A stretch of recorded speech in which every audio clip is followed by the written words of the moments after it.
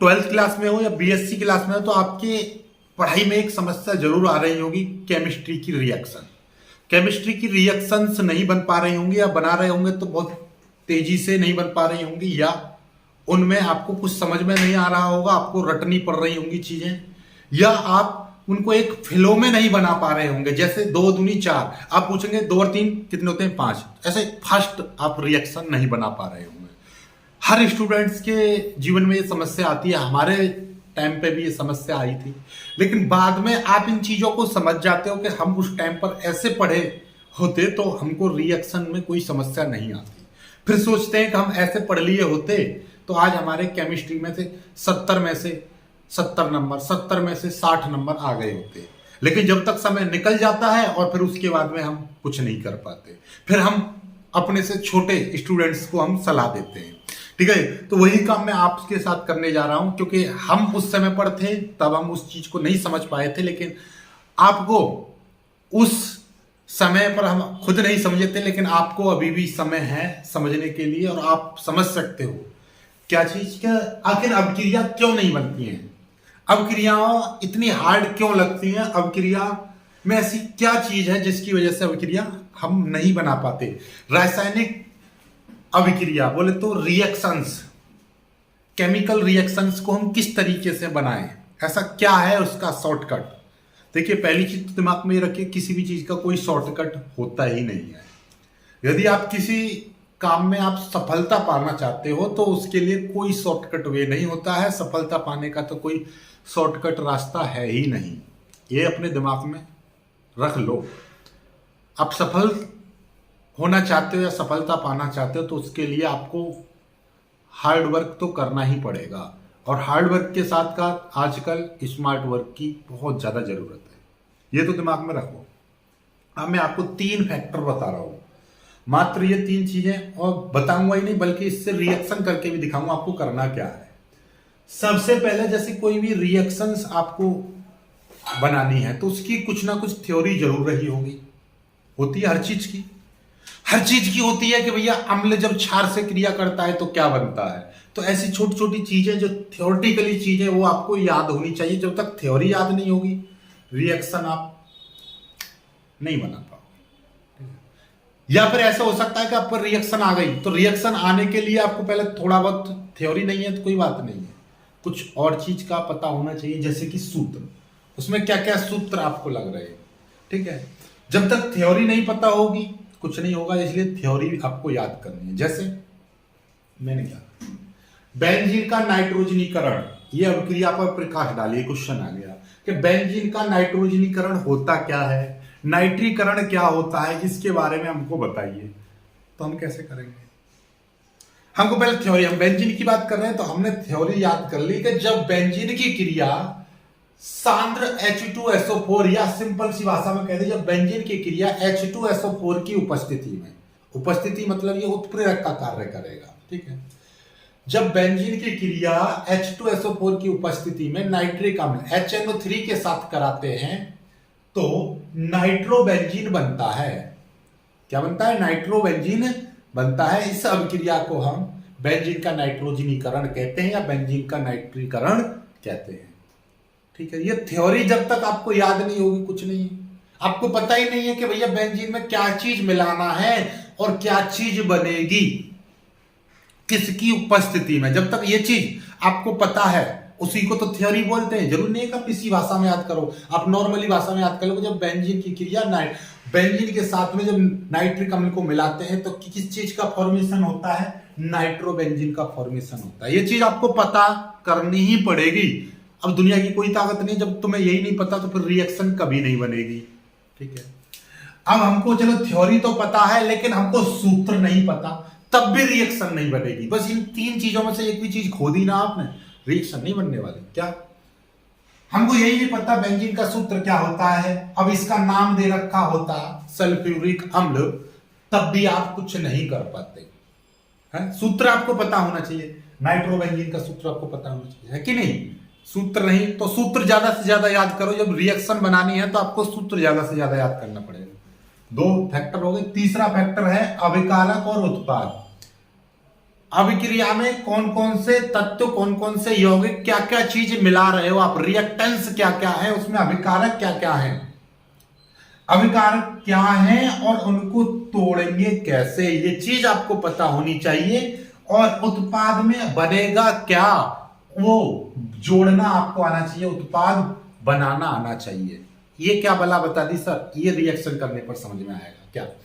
जैसे कि अब हमने थ्योरी, हमने ये चीज याद कर ली, ओके। अब हमको क्या है, सूत्र, सूत्र हमको पता है भैया, बेंजीन का सूत्र C6H6 है, C6H6 है। चलो इसका स्ट्रक्चर बाद में सिखाऊंगा, पहले समझिए, बाकी ये सारी चीजें हैं। अब हमने क्या किया, C6H6 लिया और इसकी क्रिया हम किसकी, सांद्र नाइट्रिक अम्ल के साथ करा रहे हैं, HNO3 के साथ करा रहे हैं। ये कैसा है, सांद्र लिया है, ओके। किसकी उपस्थिति में, H2SO4 की उपस्थिति में करा रहे हैं। हमारे पास क्या बन रहा है, बनेगा नाइट्रोबेंजीन बनेगा, यानी कि C6H5NO2 ये चीज बनेगी, ठीक है, बन गई। अब चीजों को सीखो, उत्पाद में क्या चीज जोड़ी जाएगी, उत्पाद में क्या चीज जुड़ेगी, यहां पर टूटेगा कैसे, क्या चीज तोड़ने की बात कर रहा हूं, अभिकारक को। अभिकारक मतलब इस चीज को, इन चीजों को कैसे तोड़े जाएंगे। देखिए ये जो HNO3 है ये किस तरीके से टूटता है, ये आपको पता होना चाहिए। जैसे ये सिंपल से कुछ ही रिएक्टेंट से जो टूटते हैं, जैसे इसको हम OH और NO2, OH NO2 देखिएगा, HNO3, तो ये इस तरीके से टूटता है। H2O किस तरीके से टूटता है, OH और O इस तरीके से टूटता है, ठीक है। तो आपको ये चीज पता होनी चाहिए, कोई दिक्कत नहीं है, ठीक है। तो ये इस तरह से टूटता है ये वाला। तो अब इसको आपको क्या देखना है कि ये HNO3 नहीं है बल्कि ये OHNO2 है। यही चीज, ये भी आपको पता होना चाहिए क्या है, यही आपका नाइट्रो समूह है, यही हमारा नाइट्रो समूह होता है। अब यही नाइट्रो समूह यहां से, ये चीज आपको पता होनी चाहिए, यही नाइट्रो समूह यहां पर आके जुड़ेगा। ये मैं जोड़ना बताया था ना उत्पाद, तो ये भी कैसे टूटेगा, यहां से C6H5 हमने सिंगल बॉन्ड H लगा दिया, तो अभी भी यही चीज लिखी हुई है, C6H5H5 और ये के। अब ये वाला बाहर निकल जाएगा और ये वाली चीज यहां पर जुड़ जाएगी, तो क्या बनेगा, ये इस तरीके से C6H5 के साथ में NO2 समूह यहां से जुड़ गया। तो यहां से बचा क्या, OH बचा और यहां से H बचा। ये दोनों चीजें आपस में जुड़ जाएंगी तो क्या बन जाएगा, जोड़ना, क्या चीज बनेगी, H2O। तो ये चीज आपको जोड़नी आनी चाहिए। अब ये चीज सीखोगे कैसे, अब हम क्या करने जा रहे हैं,